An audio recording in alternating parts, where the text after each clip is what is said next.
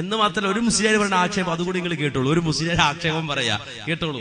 മൗലിദ് കഴിക്കാണ് ജനങ്ങൾ ഒരുമിച്ച് കൂടുക, എന്നിട്ടോ കുറച്ച് നബിന്റെ പ്രസവാവസരത്തിലുണ്ടായ ചരിത്ര യാഥാർത്ഥ്യങ്ങളൊക്കെ വിശദീകരിക്കുക, ഖുർആൻ ആയത്തും കുറച്ച് ഓതുക, അതൊക്കെ കഴിഞ്ഞതിന് ശേഷം എന്തെങ്കിലുമൊക്കെ ചാപ്പാടുണ്ട് അത് കഴിക്കുക, പോവുക. ഇത് വന്ന് ശിർക്കാന്ന് പറയുന്ന നല്ലൊരു പറ്റം ആളുകളുണ്ടല്ലോ, അവരെന്താ ചെയ്തറിയോ? ഈ മൗലിദിനൊക്കെ ശരിക്ക് സംബന്ധിച്ച ആൾക്കാരാ. എന്നിട്ട് മൗലിദ് ഓതി ഈ ചാപ്പാടും കാര്യങ്ങളൊക്കെ കഴിച്ചിട്ട് പുറത്ത് കസാലയെ കുത്തിക്കുക, പോണില്ല. അവിടെ കുത്തിനിട്ട് ടോർച്ച് തിരിച്ചലും മുറുക്കലും അയക്കലും ആയിട്ട് നിൽക്കുക. എന്താ പോകാത്ത? പോകാനായില്ല.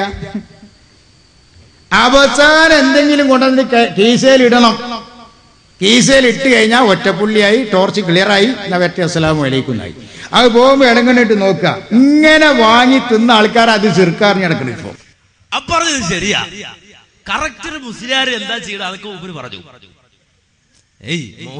ചാപ്പാട് കഴിച്ചാ പോവോ? പോട്ടെ, പൊയ്ക്കോട്ടെ ആചാര്യതാ. അപ്പൊ ആചാര്യ പൊയ്ക്കോതാ അല്ലേ? പൊയ്ക്കോട്ടെ.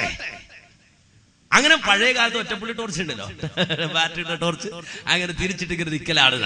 അവസാനം എന്തെങ്കിലും കൊണ്ടൊന്ന് വെച്ചു കൊടുക്കണം. വെച്ചു കൊടുത്താൽ സമാധാനം. ഇത് എത്ര ഉണ്ടെന്ന് അറിയണം. അതിനാ ഒളിച്ചു നോക്കൂന്ന് പറഞ്ഞിട്ട് പോക്കറ്റിലേക്ക്. ഇത് വാങ്ങി തിന്നവരാണ്, ശരിയാണ്.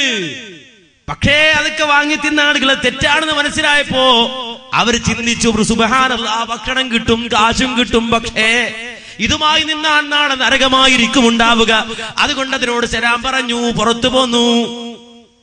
ഇപ്പോഴും നിങ്ങളോട് തിരിച്ചു നിൽക്കേണ്ടത് നമ്മൾ പറയുന്നത്.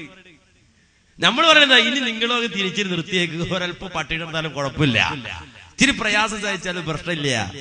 അത് നമ്മെ സംബന്ധിച്ചിടത്തോളം നമുക്ക് അനുവദനീയായത് കഴിച്ചാൽ മതി, അത് കിട്ടിയാൽ മതി, അത് കുറഞ്ഞാലും പ്രശ്നമില്ല എന്ന് പറയാൻ തുടങ്ങി.